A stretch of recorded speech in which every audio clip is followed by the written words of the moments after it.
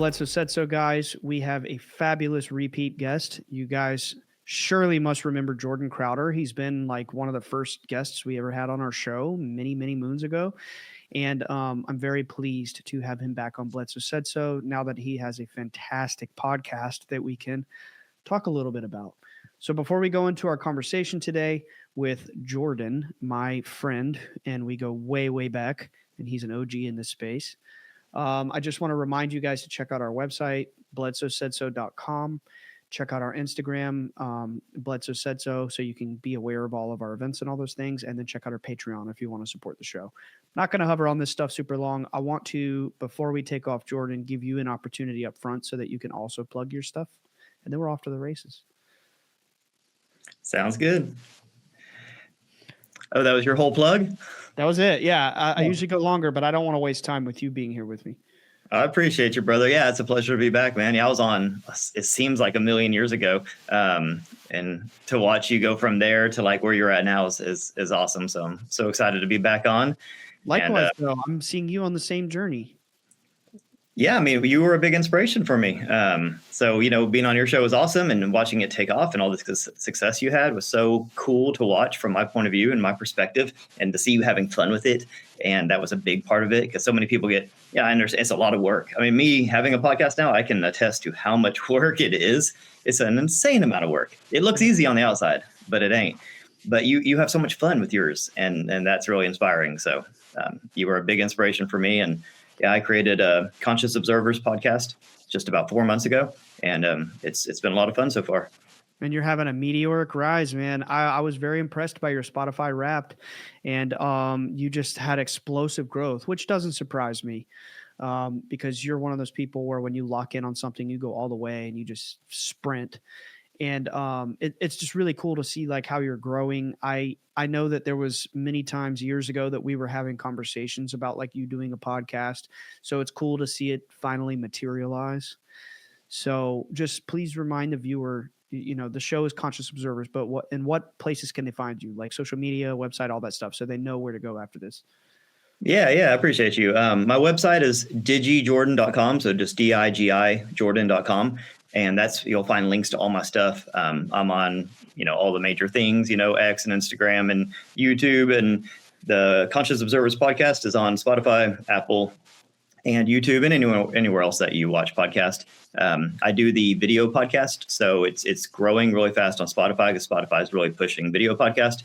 And that's been a great network to be on, but it's also doing really good on Apple, and my YouTube channel is brand new, pretty new, just a few months old, but it's doing really good now too.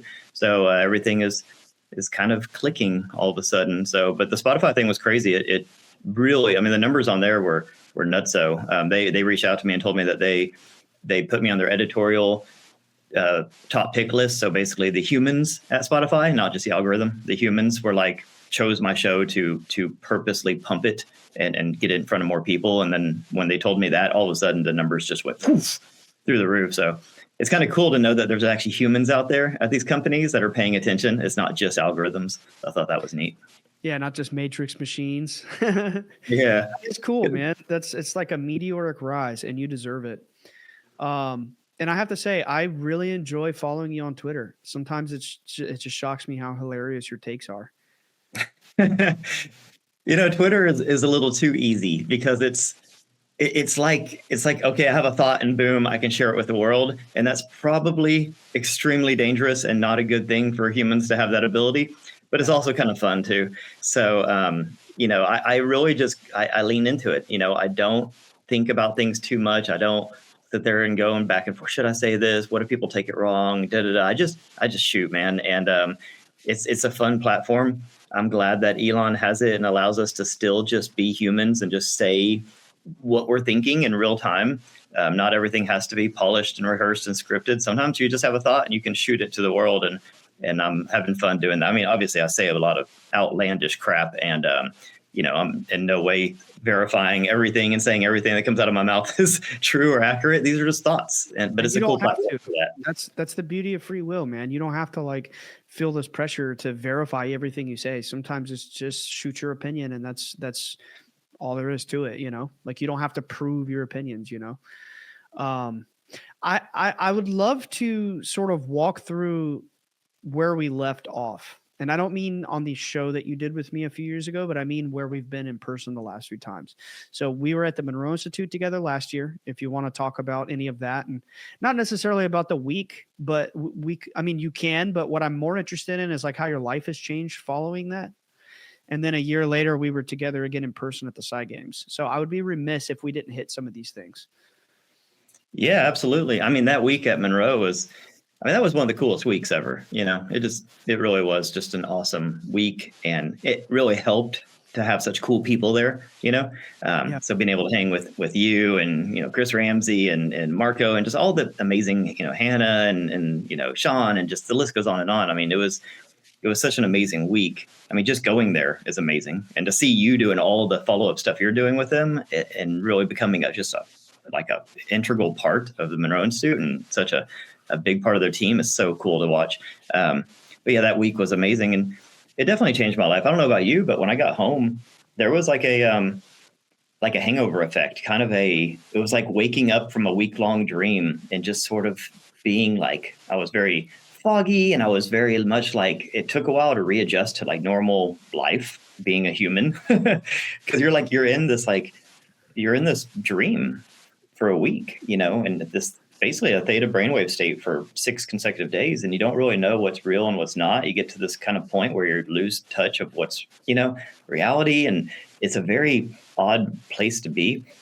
It's amazing, but yeah, there is an integration period afterwards. There was a lot of tears for me. Yeah. A lot of, when I got home, it was a lot of feeling like I'm never going to experience that again. And of course that's not true, but I know what you mean. It was very hard to come home and readjust. Did you get the sense that when you went there, you, for the first time in your life, were around people that were like you?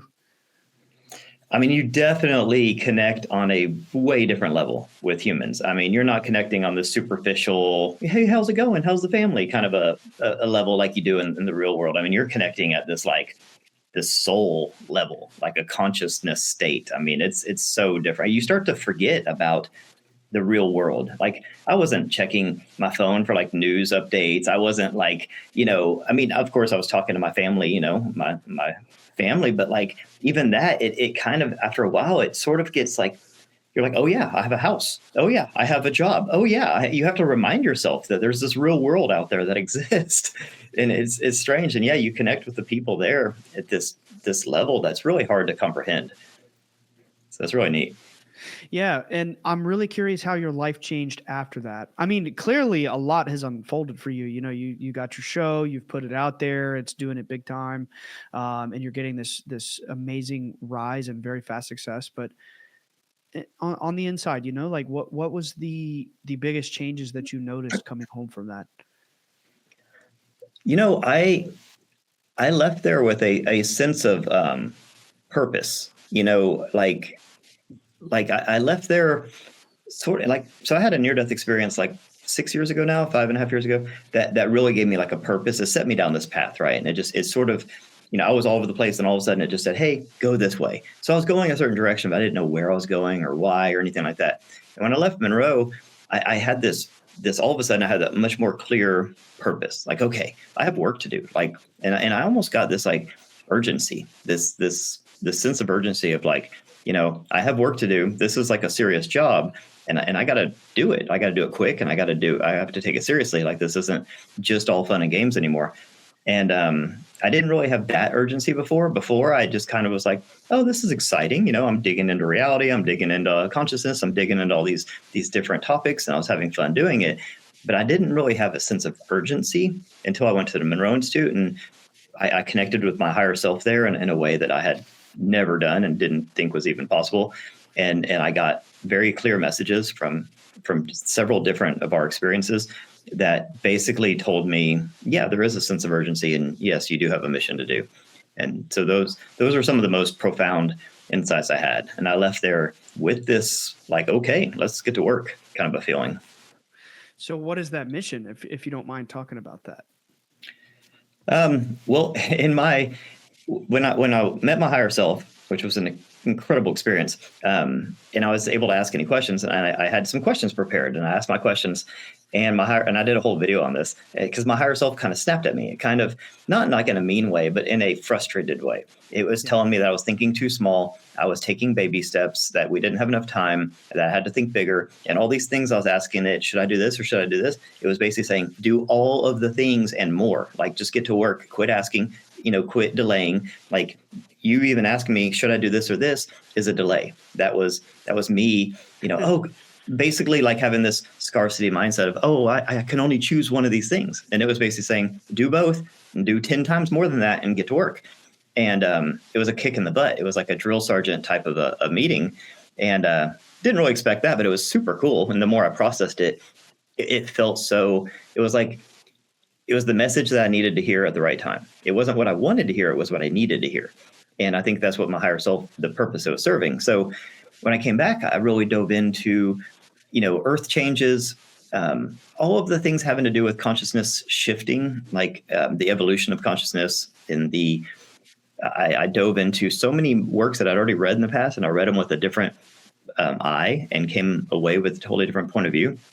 And I reread all of Robert Monroe's works, and I went into a lot of things. Edgar Casey, went into a lot of prophecies that I never really had explored before or really cared about. The Hopi prophecy, Edgar Casey's prophecy, went into a bunch of remote viewing work, even like SRI stuff that they did with the Sphinx, with Stephen Schwartz and his predictions, and a bunch of stuff having to do with upcoming potential like cyclical cataclysm type stuff, and that was not really an area I was interested in at all in before.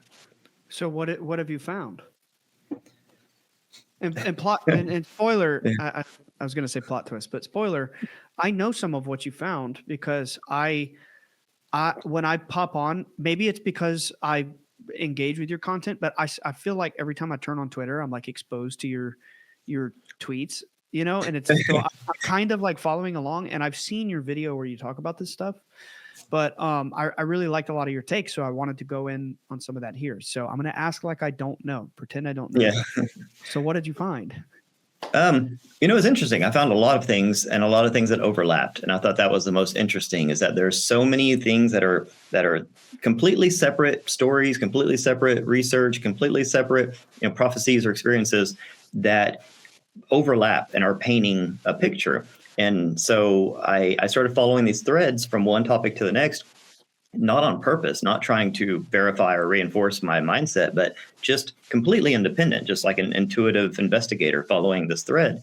And they kept like overlapping, and one would lead to the next. And I was like, well, this is really interesting. So a big thing that I found is that, and it's funny that we're talking today, because just today, Mark Serto, who is one of the original sound engineers at the Monroe Institute, actually created a lot of the sound for Gateway and did a lot of stuff there in the early days with Robert Monroe. He commented on one of my tweets today, and it was a tweet from a few weeks ago. And my tweet was about how, or whatever you call it on X now, I still call it tweets, but my tweet was about how humans are about to undergo this rapid this rapid evolution. And it's because we have these different convergent singularities coming, and we're at the nexus of all of them. And when this happens, it's going to take us in one of two directions. It's like Robert Monroe talks about the Asian symbol for crisis is half opportunity and half danger. So we can either go the opportunity route, when we can level up and ascend up and, kind of turn into this more activated human with a more unified, human collective consciousness, or we can retreat from being the dominant consciousness on Earth. And I had this tweet about that, and Mark Serto commented on it today, and he knows some things. And he said, I know exactly what you're talking about. I've been talking about this for decades. Tell me how you can help us to get humanity to that level, because I feel like we're behind schedule. That's what he said. And I was like, oof, well, if he's saying we're behind schedule, that's not good. But he also verified what I was saying, which was really awesome. So, I did a video on the coming up, what your dad talked about with the lady, and, the different celestial events and the new knowledge bestowed upon humanity. And I dove into, thank you. I dove into that from a different mindset, different point of view, because, I don't know, I think that your dad's amazing and his story is amazing. And there's obviously truth there. And I was like, okay, how can we like parse this out and make some sense of it? And, because it's a little like the message he got from the lady was, even though it was specific, it was also vague. You know what I mean? And that's how a lot of these messages are. They're specific and vague at the same time because they're mysterious. And you're like, no, just tell me more info. But I understand why. Yeah. Huh? It's possibility. Yeah, you're right. It's somewhat vague to a point so that we don't get too locked in, I think, so that we don't get too locked in on any specific outcomes, but that many things can occur. It's just, I don't know. Yeah. Anyway, sorry. Yeah, no, it's almost like they don't want, if they tell us specifics, we might do rash things that would change the timeline in unexpected ways, but they're also giving us warnings. These are obvious warnings. So, when I dove into that and I was, kind of reviewing what he said about the Regulus star and the gaze of the Sphinx and all that. And I was like, okay, this is really interesting. And talked about near Easter and the spring, the vernal equinox is March 20th. So just 2 weeks before Easter. And the Sphinx has a lot to do with equinox because there's only 2 days out of the entire year where the sun sets or rises directly in the gaze of the Sphinx. I mean, the Sphinx is created in this way. It's just amazing that on the spring equinox, the gaze of the Sphinx, like if you put a laser beam on the top of the Sphinx, it would hit the sun as it comes over the horizon. And it's just incredible that it's made for that. So it's obviously designed for that date. And then on that date, a lot of people don't realize this. When you look down from the sky to the pyramid's not 4-sided. It's actually 8-sided. And in the exact middle of each of the 4 sides, in the very center, it bows out 1 degree. And it creates this 8-sided pyramid, which is amazing. And you can only see it from above, looking down, which how did they do this? And you can only see it on each of the equinoxes. That's it. So there's some purpose to that. Everything there on the Giza Plateau was created for the spring equinox. And I was like, okay, well, that's very similar because correct me if I'm wrong, but I think what the lady said to your dad was that it was around Easter, not like. She actually didn't give a time at all. That was given to us by NASA. Okay. So my dad said, I have come to believe sometime around Easter, but we don't know what the actual date is. She just gave the actual alignment and said, the star Regulus aligns with the gaze of the Sphinx just before dawn in the constellation Leo. A new knowledge will there will be a new knowledge. So then people at NASA put that in their programs and they said, oh, it's either if actually first they said it was the fall equinox and then they said the spring equinox. They gave us 2 different times. So we're so confused. Yeah. I didn't even know that they had pinpointed that date. So then when I was looking into, the most profound statement that she said was a new knowledge would be bestowed upon humanity. And it makes you think, okay, what is this new knowledge? Like, what is this game-changing knowledge? And then it obviously has to do with the Sphinx. So then I started digging around, okay, what knowledge, because we know what's inside the pyramid. We've gone through everything. I know there's still some areas unexplored, but it seems to be, obviously it's built for a purpose, but it seems to be largely empty. So what's this new knowledge? Is the lady just going to come down and give some sort of a heavenly TED talk and bestow this knowledge upon us? Or do we sort of discover this knowledge? And then I found Edgar Cayce's information, and Edgar Cayce believes that he is the reincarnated version of Ra, who was he thinks the architect of the Atlantean archive, which is underneath the Sphinx. And that's why Edgar Cayce was so passionate about the Atlanteans and what's actually underneath the Sphinx. But when you look at his teachings or his prophecies, it's not underneath the paw, just the entrance is underneath the paw. He says that there's an archive that's actually halfway between the paw and the Nile, and that's where the Atlantean archive is. And inside this archive is the record of the Atlantean civilization, the genesis of humans, and actually our first transmigration of soul when we first began consciously incarnating into human avatars, which would be like the genesis of the actual human being on Earth. And then also how the cataclysm happened and how they actually survived it, or potentially the few that did survive, which seem to have gone on and created like the mystery schools that have been trying to keep this knowledge alive, but that the actual vault or the actual library, the Atlantean library under the Sphinx, has these tablets, according to Cayce, with the information on there, but also this firestone, some sort of super powerful crystal that is a big reason why this is all kept time locked from us because it's this consciousness equilibrium that we're trying to achieve. The information can't be given to us until we are emotionally and consciously mature enough to handle this information without destroying ourselves, because evidently this information is what actually led to the downfall and the destruction of Atlantis. So that's why it's kept away from us until the time is right. So anyways, I was looking at all that and I was like, okay, I wonder if this is the new knowledge that's bestowed upon humanity. I have no way of knowing. It's just I thought it was an interesting, where's this knowledge coming from? Well, it just happens to be, according to Casey, there's this library underneath the Sphinx full of this knowledge that potentially could save us from the next, if these cataclysms are cyclical. It has the information and possibly the technology with this Firestone crystal to save us from the next cataclysm. I don't know, but that's where my sort of research was taking me down that route. Interesting. I love Edgar Casey. I'm a big Edgar Casey fan, but I will say, I think it is kind of hard to find like a core synthesis of his teachings or his channelings or whatever. And they have the ARE Institute in Virginia, and then there's like 1,000 books. Mm-hmm. And correct me if I'm wrong. Is there like some concise text that kind of strings together all of his readings, or is it sort of like you just have to kind of dig in a million places? Because that's been my experience. You do, and you're 100% right. So this is where the plot thickened even more for me. So as I was researching all this, I had found Stephen Schwartz a long time ago, and he was doing this 2050 prediction. He had this team of thousands of remote viewers, and they predicted 2050. He uses this Mobius method to verify the remote viewing data, and he's one of the most credible remote viewers in history.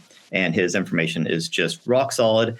Even though he is a very politically biased person and some of his opinions I don't resonate with, his data is as good as it gets.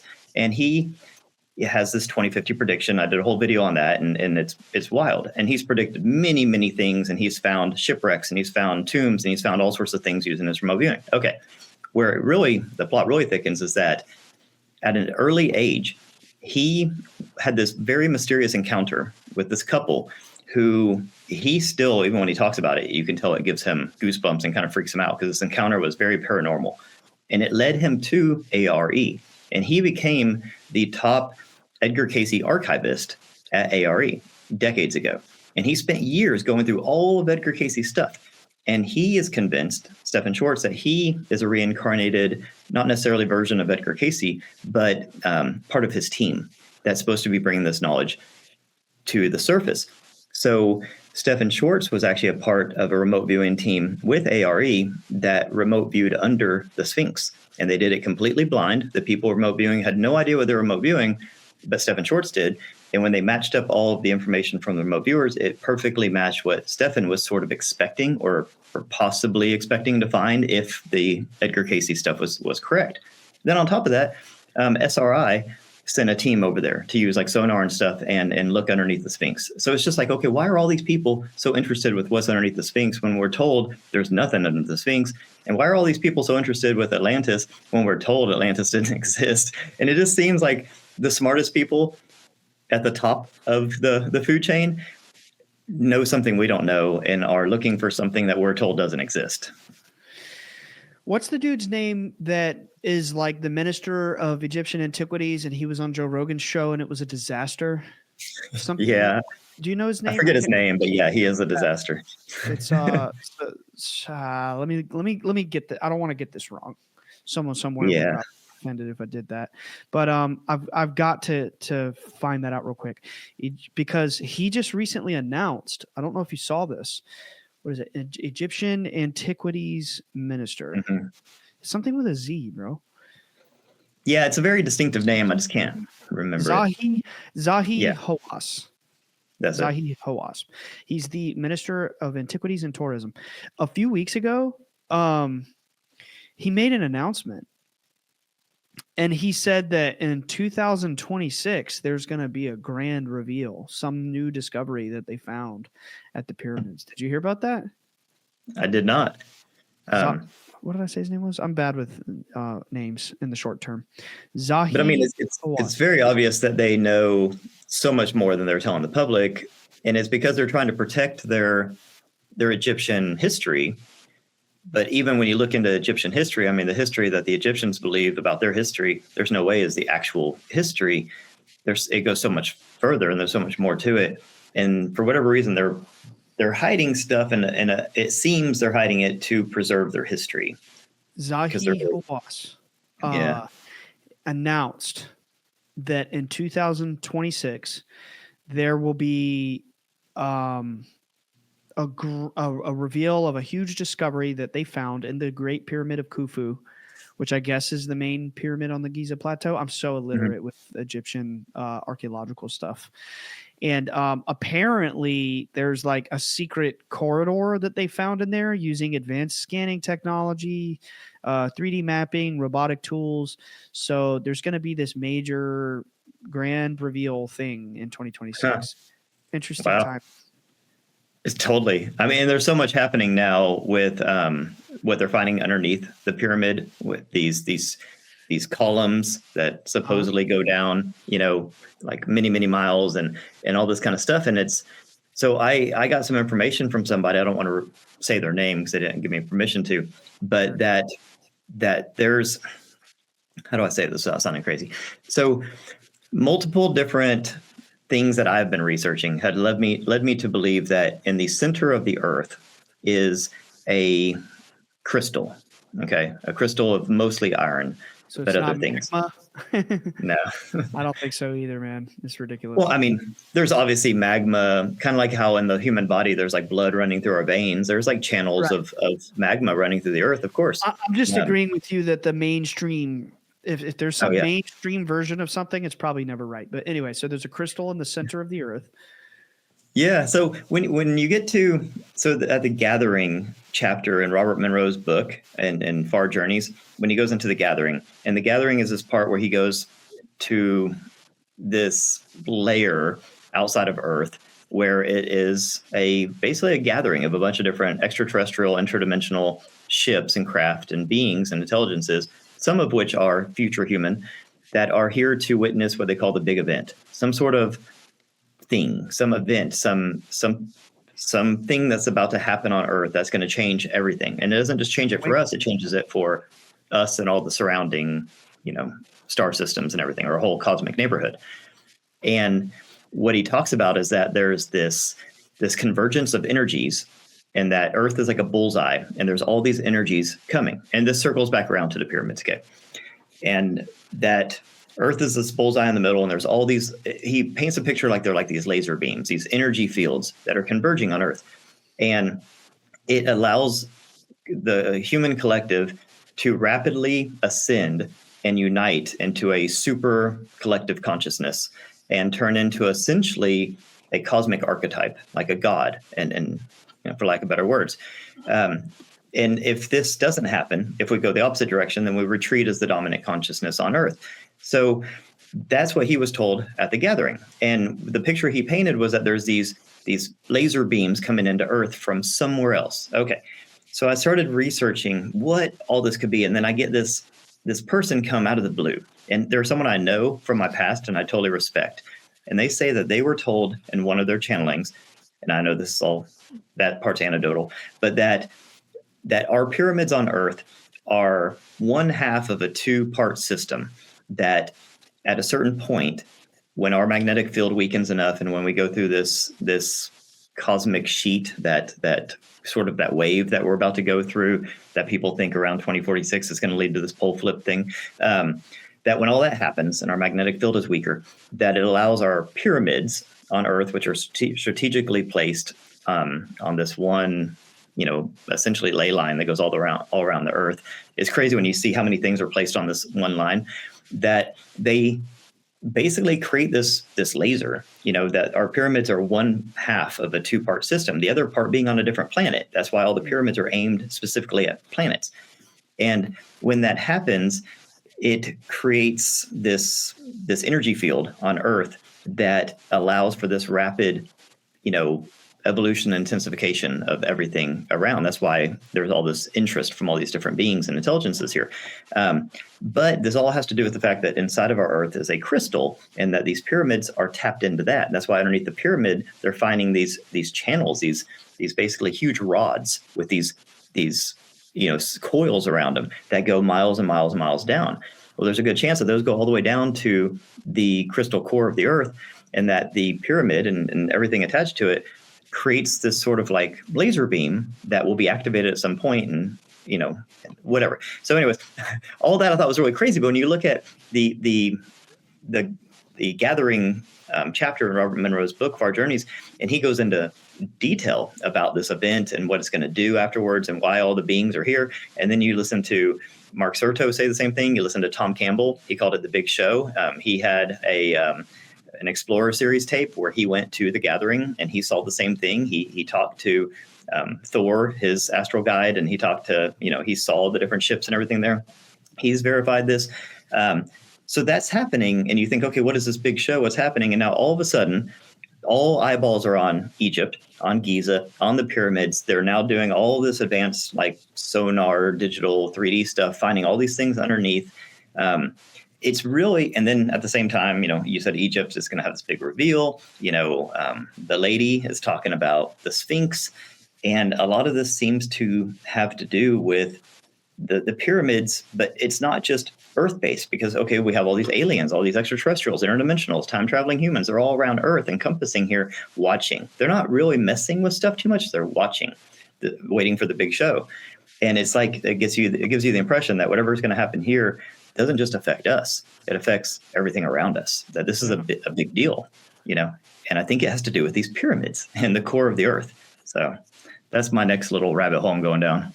I love that. It's like, I guess I'm thinking about things in terms of, parent and child lately, because I have a son coming to the world. Funnily enough, the week before, Easter, potentially of Easter. And I guess it's like, when you watch your child walk for the first time, that does something for you, even though that's a skill you've mastered decades before. But then you watch your child walk and it just kind of does something to you. You know what I mean? Like, oh my God, we're growing. Look at him go, and the happiness that you feel. I could imagine it's like that same kind of notion with these higher beings, like monitoring us so closely and seeing just riffing on like the findings that you're discovering, and then seeing us go through the big show or the big event or whatever, or what I like to call the Great Awakening. This event where we all just have this critical mass evolution of consciousness. And I believe very similar to what you've said. I think we believe pretty much the same thing, but we're here like different terminology and different flavor. Like, I think that there is a singularity of consciousness approaching. And the thing that I keep hearing from the whispers of my mind is like that the Atlantean way is going to return to Earth. And in the Bible, you have, there's going to be a New Jerusalem. Or in Hinduism, you have the Kali Yuga ends. In some traditions, it actually ends in 2025, believe it or not. And then after the Kali Yuga, it starts over, and I think it's like the Sat Yuga or something like that, and it goes back to the Age of Light, and it's like, boom, we're this advanced civilization. There's all these different myths. The Dogon tribe, they talk about the crossing of the two worlds, the material world and the spiritual world, that there's like this convergence where the spiritual beings are able to cross into our world.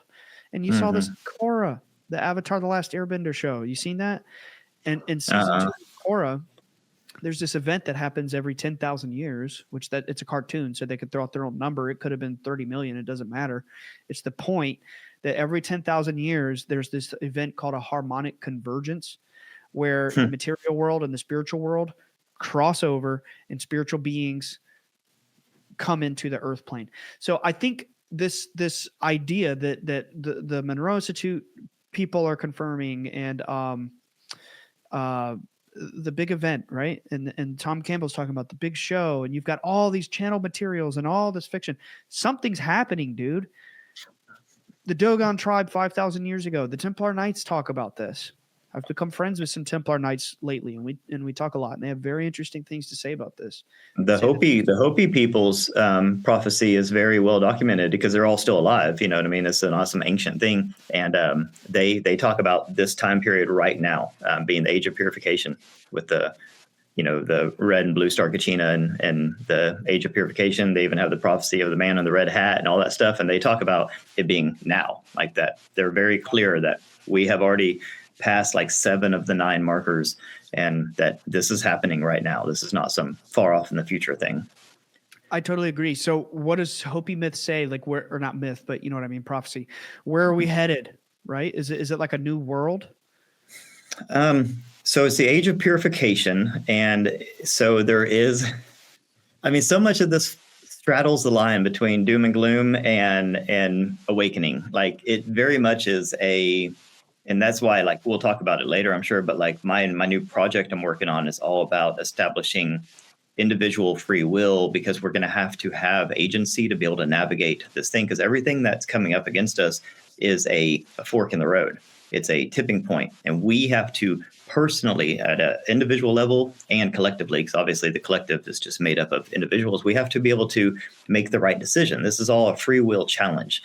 I call this whole world that we're in the simulator. It's a simulator for consciousness development. We come here to make free will decisions and to navigate obstacles and adversity, but we have to use free will. We have to have agency. We can't just be in this default mode of subconscious programming and just go with the flow. People have to stand up, wake up, and make decisions. And you can only do that if you're exercising your free will and your agency.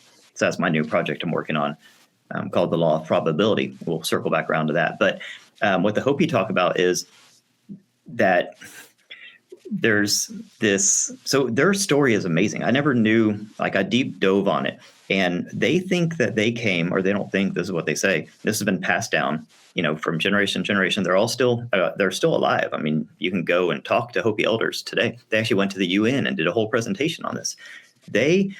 Where they explained where they came from is what we would call Lemuria. It was this great land out in the Pacific Ocean that at the last cataclysm, at the Great Deluge, the flood that everyone talks about, that when that went under, and it seems that Hawaii is the very tip top of that civilization. Like, because Hawaii is just the top of a volcano, but the rest of the civilization is underwater. That when that happened, the people came to America. And when they came to America, they came with the help of what they call the ant people, which bear a striking resemblance to the gray aliens, and the Kachinas, the star people, which bear a striking resemblance to what we'd call the Nordics. And that with the help of those beings, they came to America, they were given this knowledge. And their prophecy is passed down directly from the star people, the Kachinas. And they're told very specifically, and this is crazy because, they went to the UN back in the 80s and did a presentation on this.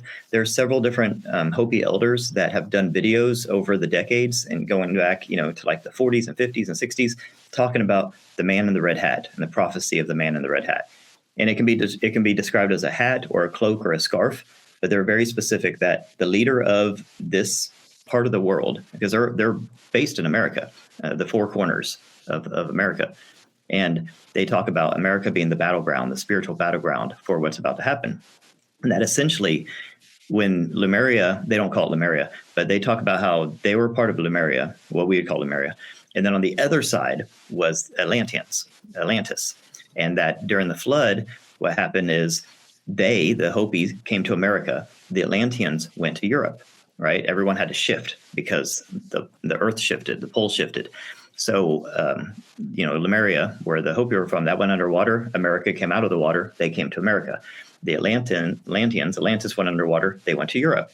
They created Kim, which turned into Egypt and all of that. That's why the Atlanteans went through Egypt and, Iran, Persian Empire, that part of the world, right? And, eventually through Greece and Pythagoras, the mystery schools and all that stuff. It's all this this trail, and that they went more towards development of technology and military and finance and economies and governance and that kind of stuff. And that the Hopi were told to do the opposite. They're the stewards of the earth. They were told to take care of the earth, take care of this, the spirit and Gaia, and the divine feminine, and that at a certain point in the future, both of those sides would converge back, and they would converge in America. And that America is like the spiritual battleground where the Atlanteans, essentially, and what these would be called like the Lemurians, to us, but the Hopi are supposed to represent that side of the coin, that polarity of being grounded to earth and spirituality and, consciousness, and that the Atlanteans are going to come back with their technology and their military force.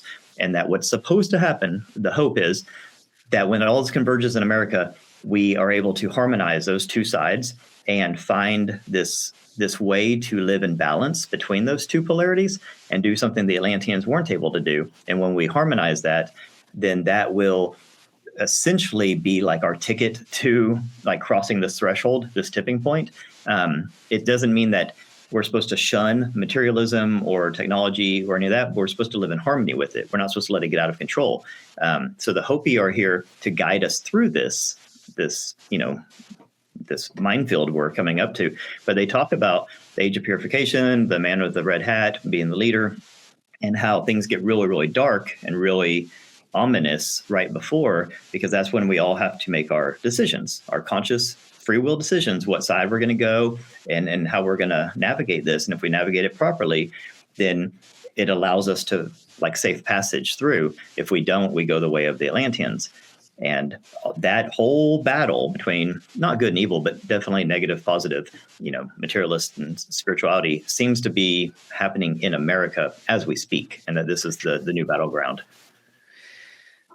I feel like America is the what's the word? Like the breeding grounds of psychological warfare on the masses. And it's actually, what's funny? You were the first person to ever tell me about this. So every time I hear this word or think it, well, I don't hear it. I'm the one saying it at parties or whatever. No one's like us, Jordan, everywhere we go and just talks about this stuff. We're always the weird guy, right? But when I think about this term, or when I say this term, I always think of you, and I'm grateful that I learned about this from you, but it's the Wetiko. Yeah. And this is such a fascinating subject, and I recently just did an episode on it. I believe it comes out actually today is what, the 8th? 8th, yeah. This episode we're doing now will come out in a while, but as of the time of recording this, next week's episode will be about the Wetiko. So it's a very gripping topic, and I think that it's so true that there is like a psychic parasite that's been infecting the minds of humanity. And I believe a part of this convergence or the singularity or this awakening event that we're on the cusp of, I think a part of that is defeating this parasite, or at least learning how to, you know what I mean? Learning to have the tools to consciously reject this materialistic thing that's, gnawing at our consciousness. But yeah, I mean, yeah, the Wetiko is it's like a mind virus. And, when you get into some of the like Skinwalker and what's happening there with these hitchhiker effects and this kind of stuff, and you see that there is this almost contagious element to the phenomenon, to the darker side of it, that can be passed from a person to a person. And we're seeing that now, like that book, what's it called? Hitchhikers of the Pentagon or Skinwalkers of the Pentagon. Yeah. That goes into this. And that's basically like this Wetiko in modern day. And there is this parasitic mind virus that we do have to navigate and to overcome, for sure. It's a part of everything. I mean, when I hit my rock bottom and I had my near death and all that, I felt like I was, for lack of better words, hijacked at times by something that wasn't me. And that definitely wasn't looking out for my best interest. It's like, I had sanitized my own consciousness out of my vehicle, and it's like leaving your keys in your car with the car running on the side of the road in a bad neighborhood. You never know what's going to hop in and joyride it. And so there are these opportunistic sort of viruses out there that seem to be spiritual in nature that you definitely have to be aware of. It's true for the light too, that it's, as you say, like contagious or infectious. And that doesn't mean in a bad connotation. And I think that like the spiritual forces, for better or for worse, they want to be spread. And that's why we're reaching this critical mass right now. I know for a fact these beings, the light beings that we see, they want nothing more than to be spread, but they respect our free will. So that's this whole game. This is how we educate people. Like you have to, open your heart to them and make that connection to them or whatever.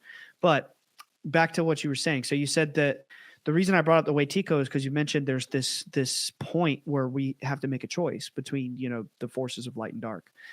I wanted to bring this to your attention. So Sammy Hagar, the singer of Van Halen, has become very good friends with my father, and Dad recently went out to his place in LA and they did a skywatch together and they hung out. Kesha was there. Some other people were there. I saw that. Yeah. Very fruitful night. They saw orbs. It was a fantastic get together. But so Sammy is a really cool guy, and he was very touched when my dad told him that when the lady came, she gave him 5 songs. Are you familiar with this? No. So the lady gave my dad 5 songs. She thought, like, telepathically transmitted. It was Battle for Evermore from Led Zeppelin. Maybe it was 6, but it was Battle for Evermore, Kashmir from Led Zeppelin, Love Walks In by Van Halen, Nothing Else Matters, Metallica, After the Gold Rush, which is Neil Young, and then another one. I don't know if she gave this to him or if he just kind of like started getting the pattern here and read the lyrics, but Stairway to Heaven.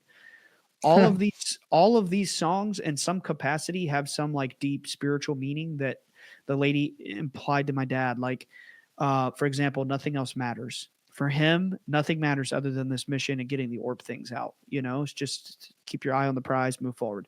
Battle for Evermore, Stairway to Heaven, Love Walks In, all about a shining, powerful lady. Kashmir, about these elder races that come down and they give us this knowledge, and then the earth is burned by the sun and it's just scorch earth, and there's like this new earth that forms. And then what am I missing? Was that all of them? Anyway, so my dad told this to Sammy, this concept, and then he said Love Walks In, and Sammy had these chills and he was like, oh my God.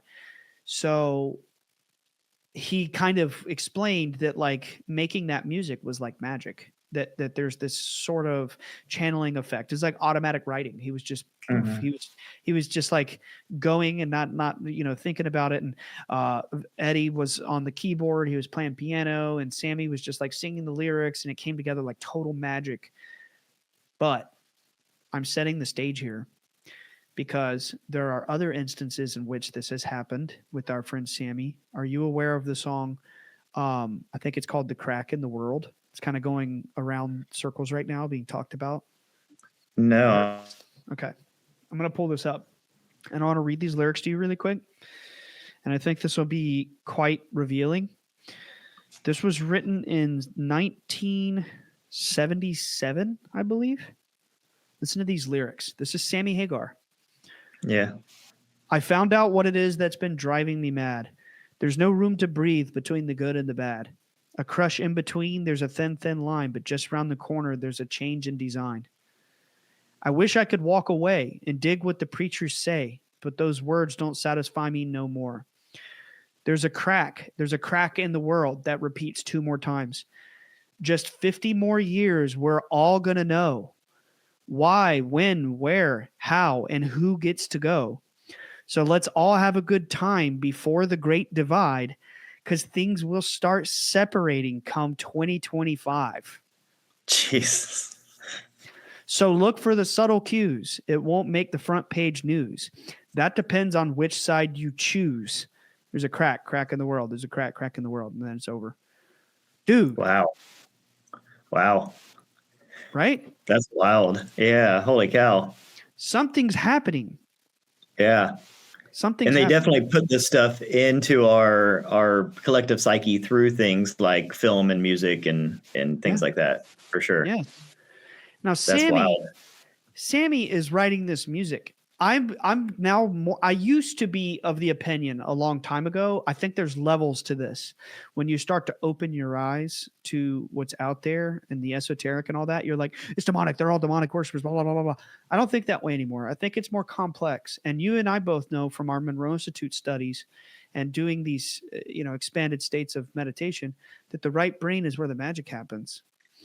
And we know that these artists and these musicians, they're in their right brain. And I think the spirit world speaks through these artists as they're performing. It's like they're channeling through them. Sammy has probably no clue in 1977 the state of the world in 2025. Yeah. You know what I mean? But yeah. No, they're definitely tapping into something else, and they're subconsciously doing it, unknowingly doing it. Yeah. They're being delivered these messages. Either it's them from a future state delivering it to a past state, or it's just something completely outside of them. It's almost like you have this thought bubble, and different. This is how Istok Bentov describes how our thoughts work, is that you have essentially this thought bubble, this field of information, and it's generally your information, your thoughts, your things, but other people, beings, whatever, can put information like little packets of data in there. And then what your brain does is it basically just downloads them and then amplifies it into a thought. It brings that information down. It's like, this is a thought.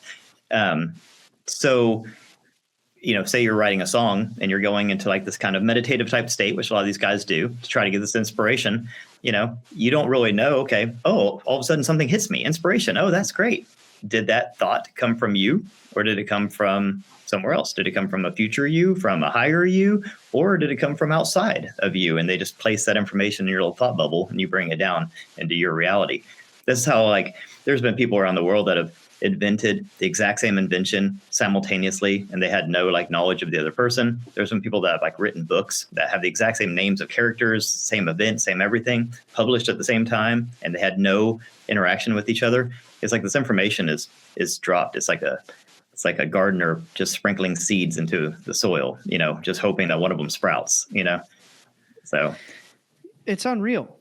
And I think that that's just one of many little things. You independently have noticed all of these things converging to indicate that there's some sort of future world just around the corner.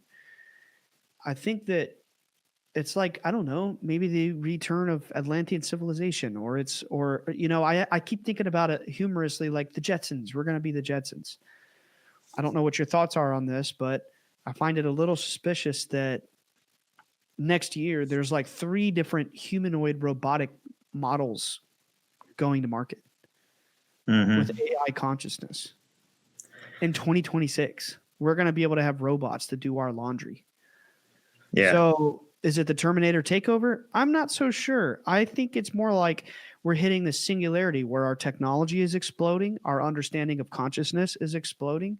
We're going to be able to have more spiritual faculties like ESP, telepathy, precognitive thought, seeing without eyes. You and I both witnessed that firsthand. Yeah. Right. All this stuff's very real. Absolutely. Yeah. You and I have been right there at the cusp of this at these events, going to Monroe, seeing Dahlia do what she did at the Psy Games. I'm recording with her tomorrow. I'm like, oh my God, that's exciting, but awesome. I don't know. Yeah. Thank you. Well, I see the robot thing, because, I've thought about this a lot, because, when you research Steiner and Ariman and you look at okay, could this be sort of like a digital antichrist kind of a thing? Well, a lot of it is it's like child development. You can raise your child to be a monster, or you can raise them right, and they'll be a productive member of society. So it's kind of up to us what direction this goes. But ultimately, I believe that humans are here to do much bigger things than we're doing now. And if these robots can take over a lot of the menial tasks and allow humans to spend more time, let's put it this way. If we do have this convergence of factors coming, and there's this tipping point, and there's this, I don't know, some sort of an event coming up that we have to survive, that we have to navigate for the future of humanity and possibly human consciousness, that's a very big deal. Well, okay, we probably don't need to be spending our time doing this mundane crap all the time. We need to We need to sort of allocate our resources in more productive ways. And I see these robots, helping there, kind of like in the Jetsons, like the robot in the Jetsons was doing all the stuff around the house so they didn't have to. And it's like, okay, well, as long as we use them in a productive way to allow us to be more productive, then that's good. It's also going to throw us into a little bit of a flux because it's going to make people start questioning what their true purpose is and what being a human is. And, because right now a lot of people align their identity with their job. And I don't think we're here just to work, and your identity should not have too much to do with your job. I mean, partially, of course, but your identity is separate than your job. And I think that once these robots take over a lot of people's jobs, it's going to allow that person to start thinking, okay, then who am I? What is my purpose? What am I here to do? What do I want and to that do? Could, yeah, exactly. And that could have this cascading 100th monkey type effect where if everybody in the world, or a large percentage of the world, all of a sudden starts asking these deep, profound, existential questions, I mean, that could have we saw what happened over COVID when people were locked in their houses. People started thinking because they weren't working. They weren't at school. You think that you think at school. You don't. You remember at school, and you memorize, and you do things like that at school. You don't do a lot of profound thinking. But during COVID, people started thinking, and they started waking up. And what happens when we do that, but not just for a few months during lockdown, but for a few years, because all of a sudden, maybe Musk delivers some sort of universal basic income through some sort of, crypto type thing. And all of a sudden people, you have robots doing most of our tasks, and you have people receiving income so they don't have to go to the job they hate and this kind of stuff. And they're given time and freedom for one of the first times in their life to think and to be curious. And that could have this explosive effect on the collective consciousness, as long as, we take care of mental health and we do this in a positive, constructive way. And, I just think that it could be a very big deal. Now, that's, of course, the positive direction. There's always a negative direction. But that's kind of how my optimistic mind sees this coming, age of robots and AI. Same. I think we should look at these things with optimism and not be afraid of the future. It's like, how many times are you afraid to let's just say a high school kid, oh, I have a crush on this girl or I have a crush on this boy, but I don't want to take my shot. And then when you do, even if you get rejected, you're like, hey, that wasn't that bad. I was afraid for nothing. Now I have the closure to know she's not into me or whatever. You know what I mean? We're always afraid of a hypothetical outcome. And then when we exercise reality, even if it's negative, even if it's a rejection, even if it's X, Y, Z, whatever, it's like, why was I afraid over nothing? And I think that applies in the big scale to life and the future. And it is insane, in my opinion. It is delusional and insane for people to sit around and be triggered and in fear over the progression and the development of AI and robotics, based on what? Terminator from the 80s? Based on the theory that people will lose their jobs. Okay, maybe they will. Maybe, as you said, which I tend to agree, pretty soon there will be a world in which we don't need jobs. That sounds fucking awesome. I don't know about you, but that sounds awesome. We don't need crappy jobs. There will always be opportunity for real work to do real human, because there's always going to be things humans can do that nothing else can do. We have unique abilities and skill sets. Yeah. They're things that we want to do, right? Yeah. So exactly. I'm looking at this from a perspective of optimism. I'm looking at this from the perspective of, I know for a fact, because shiny freaking beings came down from the sky and has told my family, hey, there's going to be a better world around the corner. It's the age of Aquarius. There's going to be a great awakening. There's going to be a new knowledge and a new way of living and thinking. So just go tell your story. Go nuts. We'll help you. So I have to believe that all these things that are happening in the world, well, if I logically think about it for 2 seconds, they're not going to pull the plug and AI is going to disappear. It's not going anywhere. It's progressing. Robotics. Yeah. It's progressing. All this stuff. So I'm just like, why should we sit around in fear of this stuff? Or we could have at least a little bit of hope a little bit of hope that whatever's coming down the pipe, there's something good in it. That's all I'm saying. That there has to be some good to this. It's not all bad. I've seen videos of people shaking and red in the face and triggered and screaming because students in class use AI to take notes. And it's like, bro, you're not well. Yeah. You are not well. People really, really like are freaked out over developing technology. You know what I mean? It's like, Yeah. old fashioned thinking. That's being applied to people my age even are like this over AI or robotics. And it's like, bro, it's not that deep. Like, it's a new toy. It's a new piece of machinery that does some technological thing. Like, it's not that deep. What's funny, I mean, I think a lot of people fear it because they fear the potential of it becoming more powerful than humans. But when you're in our line of work, like me and you, we understand that there's things out there that are more powerful than humans. We understand the hierarchy, but most people don't. Most people believe we're the alpha, biological beings on Earth, and we're the alpha spiritual beings in the non, physical plane. And spend enough time in those planes, and you'll realize, no, we're not. I mean, it's it doesn't mean we're insignificant. I think that we actually are very significant, but there are other things out there that are far older, more ancient, more advanced than we. So when I look at AI, I mean, I don't fear that whole, oh no, what if it surpasses us in intelligence or capability? It's like, well, of course it's going to. I don't look at it. Yeah, I don't look at it that way. Yeah, exactly. So we can utilize it. When we started making machines and stuff, we wanted to make machines that were stronger than humans so they could lift things and move things and do things we couldn't physically do. And they do. And we use them. And that's great. So you shouldn't be in fear because we made something that's stronger than a human. Of course, that's how we build things. And that's how we have cranes and all these things.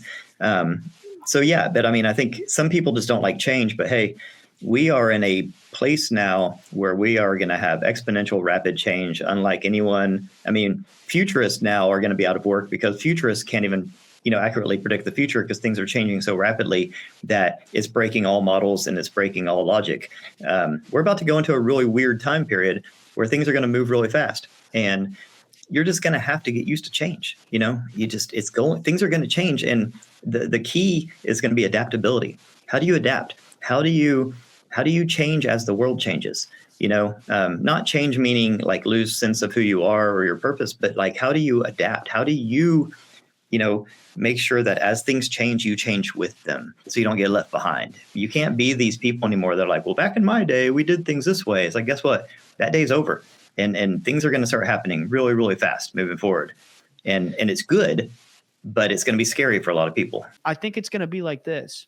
I don't know how I feel about Dolores Cannon, and I'm not like a huge fan of her work as a whole. But I will say something of hers that I really enjoy, and I think it makes sense, is the concept of the two Earths, the new Earth. You know what I mean?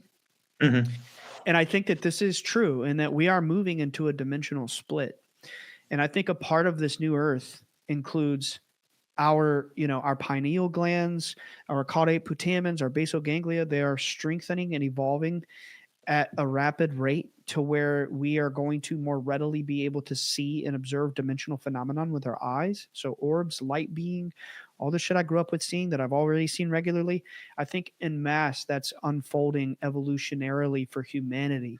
And we are, like the Dogon said, like all these other traditions said, we're entering a world where part of that new knowledge is living with spiritual beings in our reality. And then I also think that includes some sort of physical, technological component like the robotics. Pretty crazy that they're going to hit market in 2026, right? Mm-hmm. I don't find that to be a coincidence. I find it to be pretty freaking loud sign. And AI, and it's going to look like this. You are going to either be in heaven or hell when this dimensional split is finalized. So like for me and you, it'll be like, sick. My robot just folded my towels. And I went outside at night and I saw the spectacular spiritual dimensional entity show and see orbs. Oh, guess what? This AI program just paid my taxes. Maybe I don't even have them. I don't know. I'm in heaven. But so-and-so is going to say, oh my God, it's AI, it's evil. Oh my God, the robots, they're going to take over. And they're going to be living in hell because they're delusionally in fear over every little thing that's emerging in our world. And that's how I think it's going to play out. There's going to be those of us that are, oh man, this is an awesome world. All these advancements, this is so exciting. I can't believe it. And then those people are going to be suffering because they can't break free from that Waitiko evil psychic parasite that's whispering in their ear, be afraid, be afraid. Progress is evil. You don't want change. You don't want this. This is scary. Elon Musk says AI good or AI good, so AI bad. So-and-so says robot good, so robot bad. You know what I mean? And it's just delusion. They're stuck in a delusion. They're stuck in hell in their mind. That's my belief. I mean, so Seneca, who's my favorite Stoic philosopher, he famously said, we suffer more often in imagination than reality. And basically, we make things worse in our heads than they actually are. And I think a lot of people do that. And it's normal. It's part of, actually, it's kind of a survival function. It's part of what keeps us safe, being a little bit paranoid. But you have to keep it balanced. You have to realize that, okay, there might be a little bit of fear here, but there's also opportunity. And you have to give each of those equal amount of mental energy and focus. You want to make sure that, we're not recklessly going into this new frontier, and we're not recklessly, like, my only concern with AI is not its ability, it's the people behind it. I mean, some of these people are questionable at best.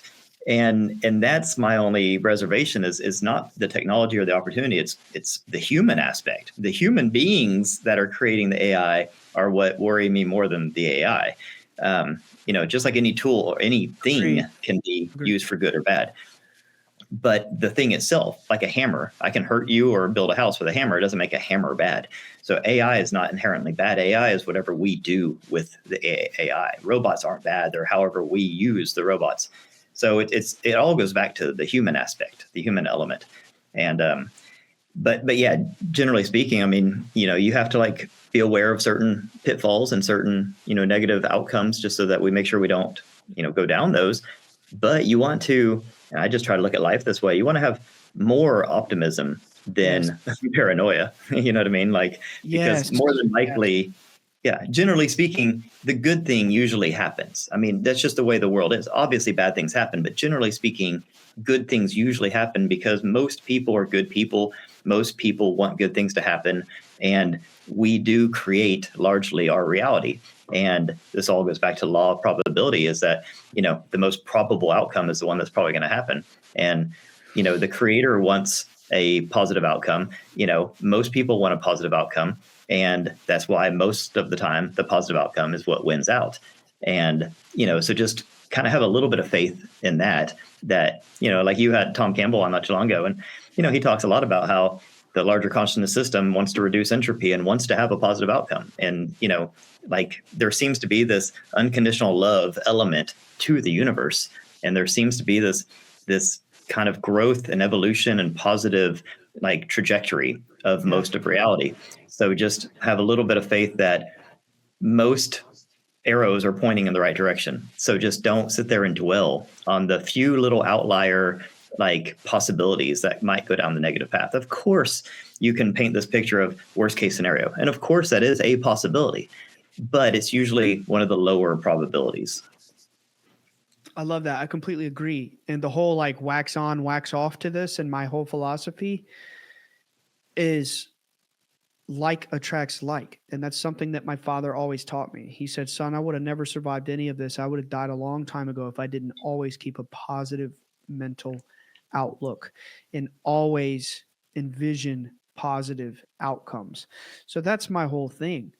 I could be very wrong. Terminator could rise up tomorrow and, talk to me through my Xbox or whatever, all that stuff could be real. Don't think it's very likely. I think it's less likely. And my point is, if that is so, then we'll deal with it when it gets here. But I have nothing to lose to envision a positive world, and I only have to gain. I smile a little more. I feel a little more hopeful of what's around the corner. Oh, it's not quite what I thought, but this isn't that bad. It could be worse. You know what I mean? And I think that we have nothing to gain from envisioning negative outcomes and negative future scenarios. And it's just like with this whole ET disclosure, UFO phenomenon. See, the government gives it a bad rap. They're doing the same thing. They are putting a negative spin on the phenomenon into people's minds. And it's the same situation. Like, why would we sit around and think negatively about this when we have all these stories of the good? We have all these stories of people, including high-level CIA intelligence officers, going to the Bledsoe's house and seeing it for themselves and meeting people who've been healed of cancers. Why are they only talking about this negative stuff? Well, duh, because they hate you. But they want you in fear. The people at top want all of us down here to live in hell. They want us to envision hell. They want us to be afraid to connect with the higher powers, be afraid of real, true progress, not spiritually evolve whatsoever. And I just think it's in our cards to evolve. And that big show that you're talking about is happening. And it's like you said, we have to choose. Do we want to go forward, or do we want to stay behind and be paranoid and delusional and in fear? So I'm off my soapbox, but no, I mean, you're absolutely right. And I liken this to, like, I call it consciousness CrossFit. That's what this world is. When you go to the gym, you put weights on the bar and you put yourself through hell. Why? Why do you make things hard? Why do you go to a gym and beat yourself up and purposely make things really, really, really hard? Because that resistance is what grows. That resistance is what, forces you to evolve and develop and to grow and get stronger. You have to have resistance. And I think a lot of our resistance in this world, what humans bring to this world, is our ability to reason and to understand and to put purpose and meaning behind things. And that all comes from adversity, from challenge, from proving, what you're made of and what you're capable of and these kinds of things. And you can only do that against adversity. You can only do that with a challenge. So if this was a utopia, we wouldn't learn shit. You have to have tough times. You have to have dark times. You have to have challenges to rise above them and to prove what you're made of to yourself. And I think that part of this is mental. A huge part of it is mental. That, okay, even the whole UFO disclosure thing, like just the idea that UFOs exist, the idea that alien life exists, is enough for most people's brains to either, grapple with this whole existential concept that there's intelligent life out there and we're not alone, or this whole oh my God, what if they're going to invade us and enslave us all and kill us all, yada yada. And that sort of mental gymnastics, that back and forth, that polarity there that's going on in everyone's heads, is a diversity. It's a challenge. It's a mental, exercise that you have to go through. You have to do all the different scenarios and simulations in your head. What if this? What if this? What if this? You have to go through the dark night of the soul. Oh, everything they taught me in church, everything they taught me in school, everything my parents told me is wrong. Da, da, da. You have to run through all those things to get to this final, clarity. And that is, adversity, challenge, effort, work. It's scary. It's strange. It's perplexing. It's all the things. And that's why we're here. We're here to do all of those things because at a consciousness level, we're growing, we're evolving, we're learning, we're applying meaning and purpose, and we're working through problems, and we're growing our intellect, and we're growing our quality of consciousness. We're doing all these things through all of these weird situations that are kind of overlaid on our reality. And a lot of them are hypothetical. Some of them are completely made up. Some of them are real, but they're exaggerated. Who knows? Who cares? But it's all about how we navigate, how we handle ourselves through this minefield moving forward. I will say, this is going to sound off the wall, but I'm dead serious. I think smoking DMT taught me a lot about life. And if you have the heart for it, and you're not prone to any sort of, and I don't mean you, Jordan, I just mean generally to the audience or whoever, my philosophy, that if you have the heart for it and the mind for it, and you know that it's like a totally in your cards kind of thing. I don't mean everybody should do this, and it's not for everybody. But if you are able to do this and tolerate it, and you're like, I want to smoke DMT, but whatever, I recommend it. It taught me so much about life, because I learned that when things get hard, when things get scary, when things are frightening or whatever, and they're out of your control, you just let go and you surrender, and you understand, and you know, and you believe that everything's going to be fine. And it's like the DMT trip is life itself. They're parallels, that when you're in DMT, it's designed to break your ego, and it's scary. And you see these big faces of these entities and these cosmic forms and all this. And you're like, oh my God, you're freaking out. And you just have to you just let go. And you understand that you're not in control. And I have found over the last few years that daily life is like that. When I get extremely stressed about things, situations, I'm feeling negative, I'm feeling depressed, I'm feeling anxious, I learn to just surrender, give my faith to God, or however you believe it. If you believe it's Krishna, I don't give a shit. It's real, that God is up there, that there's something up there, larger consciousness system, whatever. Angels, beings, guides, I don't care what you call it. But when you know that there is a spiritual force up there and you put your trust in it and you surrender, it's okay, and it works itself out, and you make it out on the other side. And I realized going through this 100 times, oh my God, life is just a DMT trip. And it's just a sequence of navigating really hard situations and just surrendering during those situations being the only way to make through it. I don't know if that makes sense, but. Yeah. I mean, a large part of what I teach people and in this new project that I'm working on is you sort of create your future trajectory, you create your momentum. And then when you do that, then you can relax and you can sort of enjoy the ride, because you have, it's like you're in a boat and you're rowing. And then you have this momentum, and you can just, you can relax and enjoy it. So there's certain times when you have to row, and there's certain times when you get to relax, and you'll kind of instinctively know when you should row and when you should relax. But you can't just row forever, because you just can't. You only have a certain amount of energy. So there's certain times when you are just supposed to surrender and know that, okay, I rowed. I pointed myself in the right direction. I have momentum. I'm flowing. Look at this. Let's lay back. Let's enjoy this. Oh, this is beautiful. This is fun. This is awesome. I mean, it would be a crime if you just rowed your ass off your whole life. You have to row and then relax, row and then relax. And that relaxed part, you surrender. You just say, hey, I have faith that I'm going the right direction because I rowed my ass off, and I know that I put myself in the right direction. Now I get to relax and enjoy the ride. And sometimes there's a storm. You can't row during a storm. The waves are huge. Yeah. Sometimes life just throws things at you from the outside. They're out of your control. Yeah. And it's out of your control. Yeah. It's like the storm. And that to me is what I'm talking about too. Totally. I think that's brilliant what you said. But then also that when stuff comes at you sideways, every time I go through those situations, I'm like, this was just like tripping on DMT. When every time I make the conclusion, I just have to give up control, and boom. Anyway, yeah. I don't mean to derail, but that's that's wrong.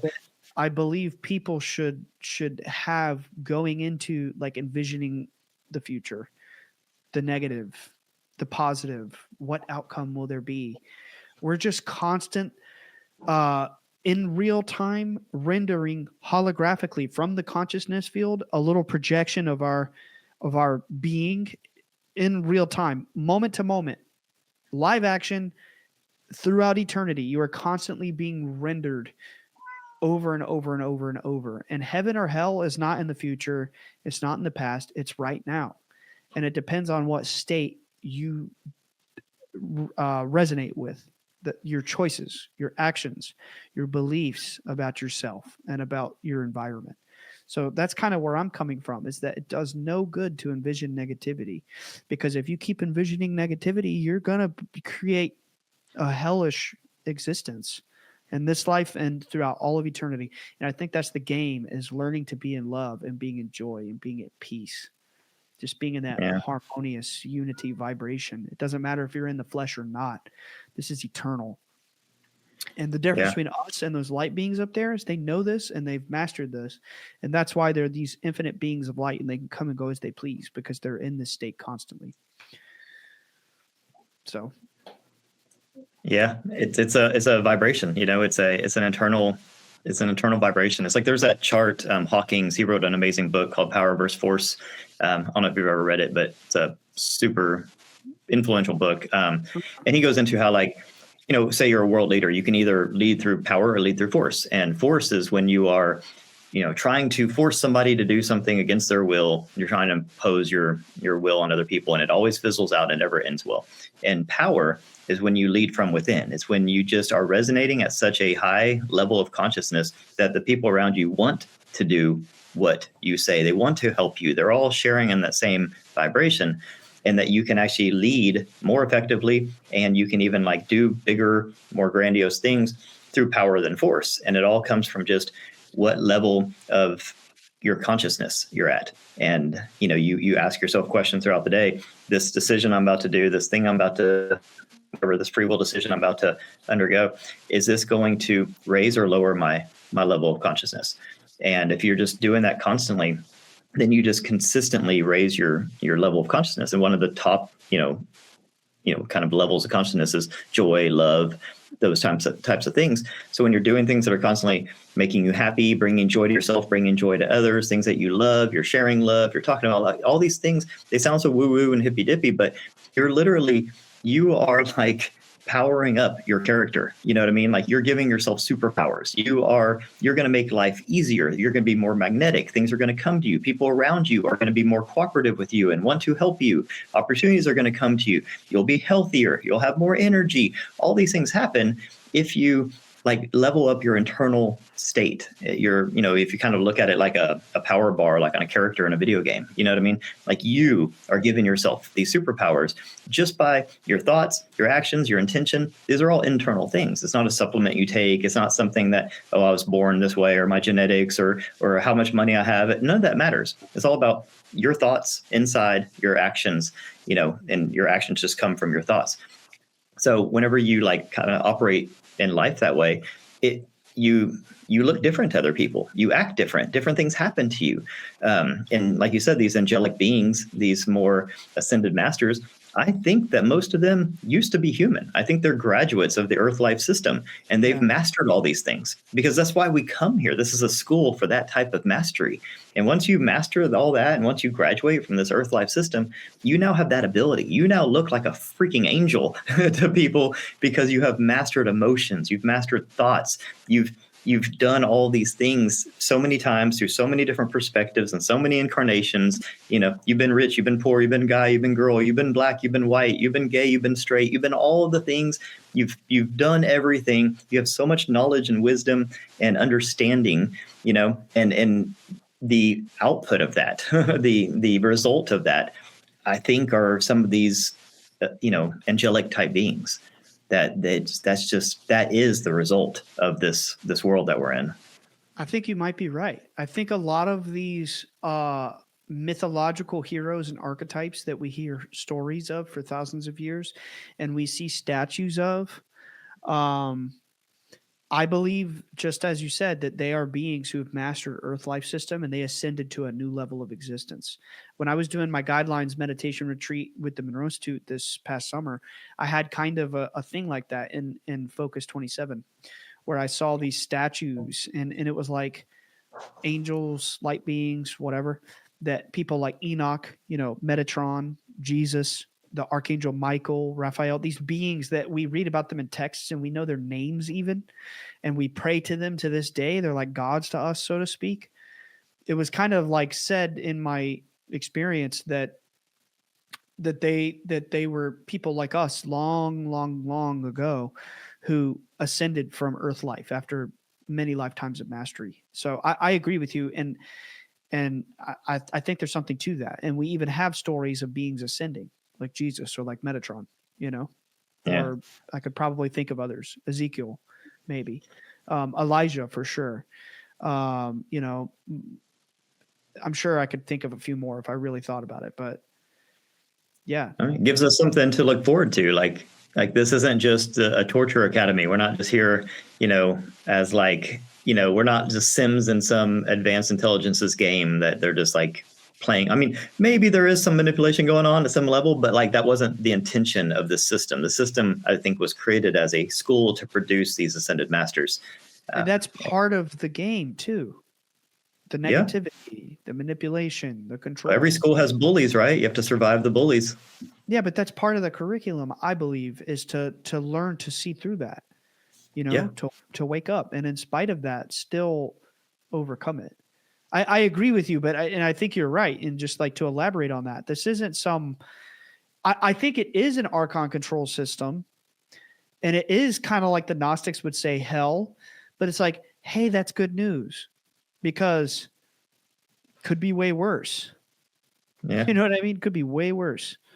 Well, it's like, I don't know if the system was designed with those intentionally, or if it just allowed them to enter because it looks at it as one more layer of complexity, one more challenge for the avatars, one more obstacle for the human consciousnesses to navigate. So it's almost as if like, they're like, hey, we might not have, and I don't know, speculation, we might not have created this system with these negative influences, but it maybe allows it to occur, because it just adds to the curriculum. Like you said, it's one more class for the human consciousness. Yeah. Have you dove much into Gnosticism? Yeah. It's probably my favorite of all of the, I mean, I wouldn't even call it a religion, but you know what I mean, of all those ways of thinking. Yeah, for sure. I like the idea that like this world isn't necessarily, like you said, designed to be hell. It kind of accidentally spawned into existence through ignorance. I think that makes sense, that like in an infinite multidimensional universe that spawned, every layer of reality is thought into form by consciousness. There's like this one macrocosm of a mind that just at one point had a self-reflection. And then from that self-reflection came, the lady, the divine feminine, and that this original macrocosmic mind is so ineffable and so unknowable that she looks around and she's like, well, there's nobody but me. There's nobody above me. I'm kind of lonely, so I'd like to create. But she has no knowledge of the higher power above her, and it's even invisible to her. So through her ignorance of the truth of the higher power, she creates, and it's like, again, through ignorance, she makes a mistake and makes the demiurge. And then the demiurge does the same thing. Well, there's no one above me, so I might as well create. And he creates the material world and like enslaves us here. Yeah. But that highest consciousness sees it all. So the monad. This is the Gnostic story. Yeah, the monad, right? So this is the Gnostic version, right? So that highest consciousness helps us and like wakes us up and sends assistance to us through the angelic forces and through the life and death of Jesus and many others. And I think that makes a lot of sense, that it's like our condition here is hellish and grueling, but it's not by God's design. It's by some kind of falling into place. It's like we just evolved out of the original consciousness, whether it's serendipity, whether it was intentional, who knows, but we're here and there's a way out because we come all the way from that, that original. We have the spark of that original. We're like little holograms of that being. So even the little lower demiurge can't keep us here forever because we come from something greater than him. Well, you see what the common thread is through all that. It's curiosity and creativity. So I don't even know if it was a mistake or ignorance.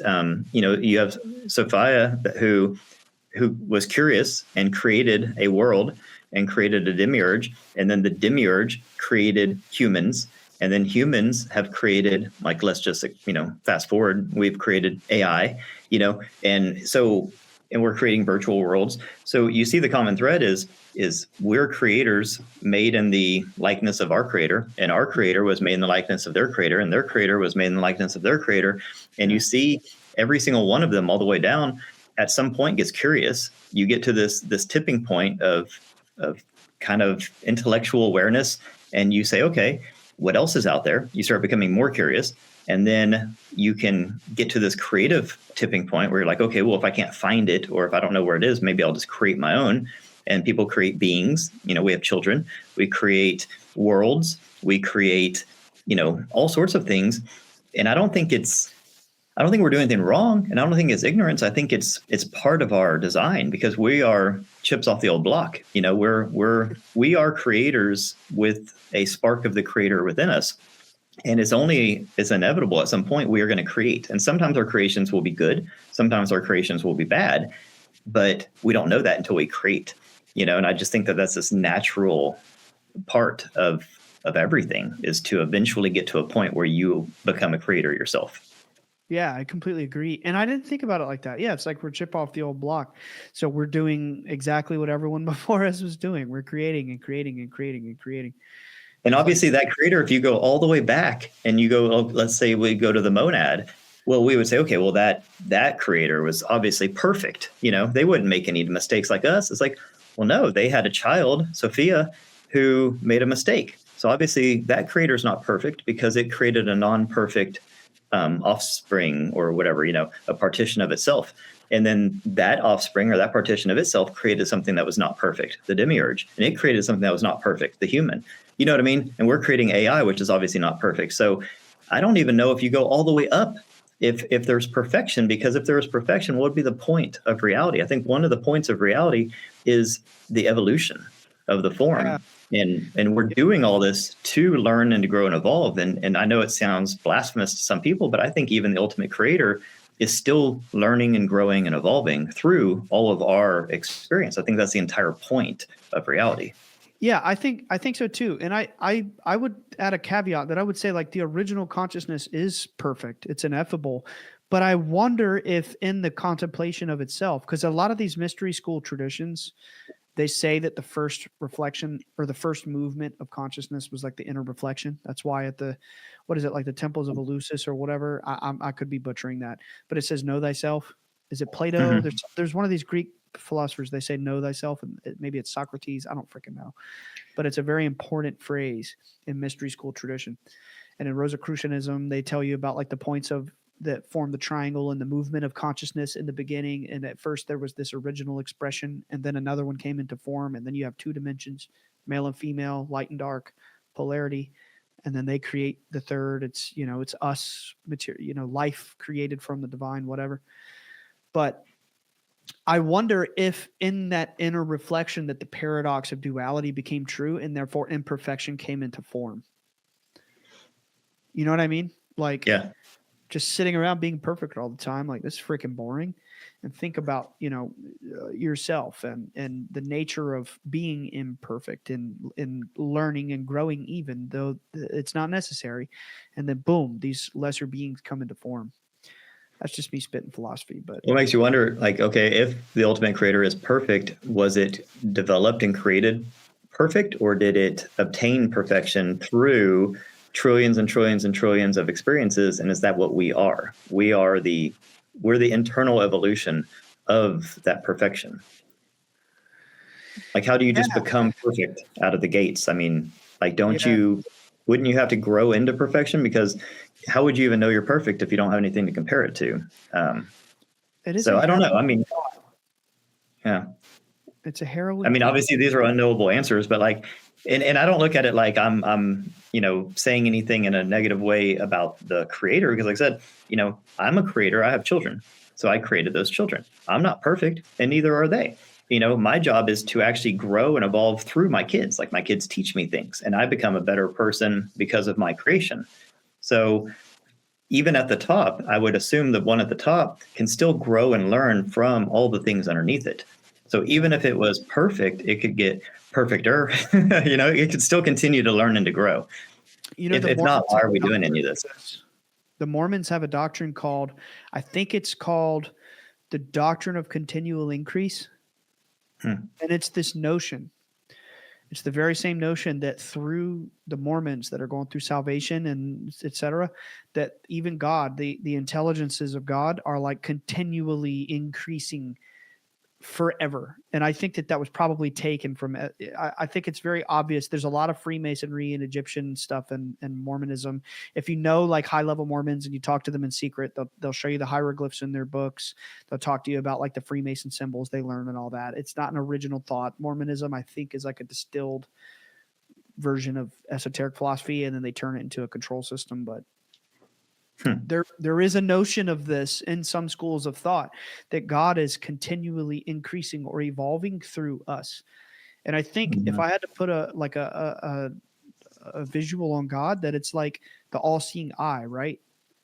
But that eye is not a symbol on, a dollar bill. In reality, if you looked at it in its truest form, it's probably an energetic toroidal field that's eternally flowing in and out of itself.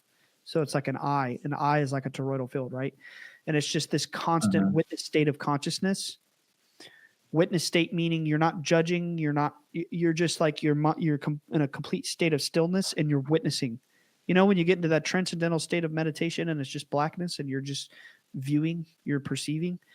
That's what I think God is. It's like this enormous eye or toroidal field of constant, just eternal inward and outward flow of energy. Like the Ouroboros, right? It's this eternal cycle.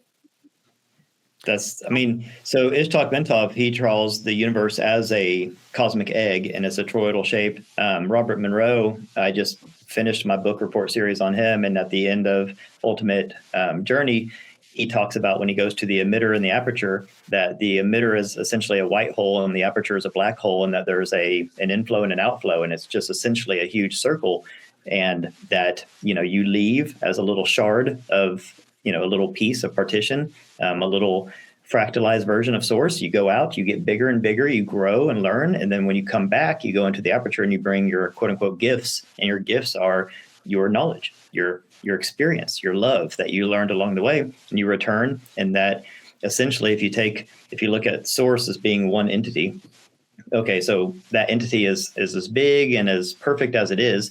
Imagine shattering it to 1,000,000 pieces, having all those pieces go out and find their way back. As they find their way back, they're going to come back bigger than they left. And then when they reaccumulate, now that whole, which was once this big, is now this big. So the whole point of this continuous process of fracturing yourself and then rebuilding yourself is that every time you do it, you get bigger and bigger and bigger, and you learn and you grow and you evolve. So you could have a God, a source, a creator that was and is and always will be perfect, but it's still continuously growing. It's never done. Man, it's just hard to think about infinity. It's crazy, isn't it? Yeah. It's like I don't think we're meant to. No, and during our conversation, I did have a little bit of an existential crisis. Like, oh my God, what does infinity look like? And I think my head is spinning in circles. But before we dip, I think that was really profound, and it went in the conversation today as a whole went in directions I didn't expect. So I appreciate that, and I hope that the people at home benefit from this, or if anything, just enjoyed the hang. But I do like to ask my guests before we close, if you had the audience of the entire world listening to you right now, and you had the mic, what's the most important nugget of wisdom that you would leave? Okay, so my new project is called Law of Probability, and it's based on the idea that our future is probabilistic, and that it's defined by. So imagine your future being, pathways, like those spaghetti models from hurricanes. Here's all the possible paths you can go. And each one of those paths is a possibility, and each one is assigned a probability. And we live in a quantum world. This universe is quantum by nature. So everything is probabilistic, and everything is just these wave functions. And so the wave function is just all the possibilities. Whenever you make a conscious observation or measurement, it collapses. Well, it collapses into the highest probability. And that's what your path is. That's what your future is. Your future is nothing more than a whole bunch of collapses of the wave function that's constantly collapsing into the highest probability. And we can do something called probability engineering, which means that we can engineer particular pathways to have a higher probability so that it's more certain to collapse. And that's the pathway that you're more probable to go down. So in a way that we can manifest our future outcomes. This is all based in quantum physics. This is how the world actually renders. Now, knowing that, the most important thing that you could do, the most important thing anyone could ever do, is to have complete agency and to know that, okay, at a subconscious level, we are guided, and your future, all those paths, you're just kind of guided and influenced by outside things. Your probability is being engineered by outside influences and outside sources. You're being engineered to make this decision, to buy this product, to go here, whatever, to say this, to think this. So all day, every day, we're manifesting our future, and we are probability engineering our future. But most people aren't doing it consciously. Most people are doing it subconsciously, from all these myriad of outside influences. Now, what I would leave the world with is to say that the future has not been created. It's a probabilistic future. It is being created and rendered in real time by you, by your actions at this moment, based on your past trajectory, based on your current free will decisions, your future will be rendered. So knowing that, make sure that you protect yourself from outside influences that are trying to negatively engineer your probabilities, and take your life into your own hand and start engineering your own probabilities. Start laying down a new pathway and doing all the things that you can to raise the probability of that pathway to the highest degree so that it becomes inevitable. Your future becomes inevitable based on you, not outside sources. Because if this is true and our reality is engineered probabilistically, that means that you have ultimate control because it's your reality. But you're not the only one that controls it. So it's very important to know that it can be influenced from outside sources, and it is all day, every day. So I just want people to understand that life isn't happening to you. You are the co-creator of your life, and you have agency, and you have ultimate, direction of your own life. You just have to take it into your hands, So don't just go with the flow. Really, really think about where you're headed, what your purpose is here. Connect with your higher self. Find your guidance. And when you find your guidance, you can plot your course, and you can actually, like I said, do certain things that I teach people to do in my new course. And you can do things to engineer your probability to the point where whatever it is you want to happen, you can make it almost inevitable by raising that probability to damn near 100%. So your life doesn't happen to you. You happen to your life. So that's what I would say. I love that. That's very profound. And it wrapped up a lot of the things that we just naturally covered in conversation today. So thanks again for doing this on such short notice with me. I mean, I think I texted you like 2 days ago. Hey, are you around this week?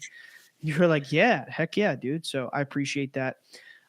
Guys, please go check out Jordan's podcast, Conscious Observers. It's very new. And as we discussed, he's having a meteoric rise. And ultimately, his content is amazing. It's very captivating. So one more time, could you plug your socials and all that, Jordan? Yeah. So the best way is go to my website, digijordan.com. It has links to everything. And, but yeah, I'm on all the things, my name will usually either be Jordan.Crowder or DigiJordan. And so I'm on X the most. And I put out 2 videos every week, 2 long form every week on YouTube. We do a live every Saturday with my wife. And I have 2 new episodes that come out every week on Conscious Observers. It's on Spotify and Apple and all the major podcasty things. And I'm writing a book right now. So that book should be out in February. And just dropped a new course and a new community all around the law of probability. And that's kind of my new thing that I've been guided to do. So that's what I'm working on now. Dude, your hustle is insane. Your hustle is insane. 2 episodes a week, 2 videos a week, plus a live every Saturday, plus a book coming out in like 3 months or 2 months, excuse me. It's madness. It's just like props to you, man. That takes insane discipline. Well, like we talked about earlier, my higher self at the Monroe Institute kicked me in the butt and said, "Get to work." It basically my quote that it gave me was, "There's not enough time for baby steps." I wrote that down in the journal as soon as I got out of meditation in the check unit. Not enough time for baby steps. So that was my kick in the butt. So I listened. Wow, dude. Good for you. Thank you so much for joining us again. And to the listeners at home, we love you. Thank you for your support. Thank you for checking out Jordan's show. Thank you for enjoying our conversation. Thank you, thank you, thank you. Bye, guys. Bye, guys.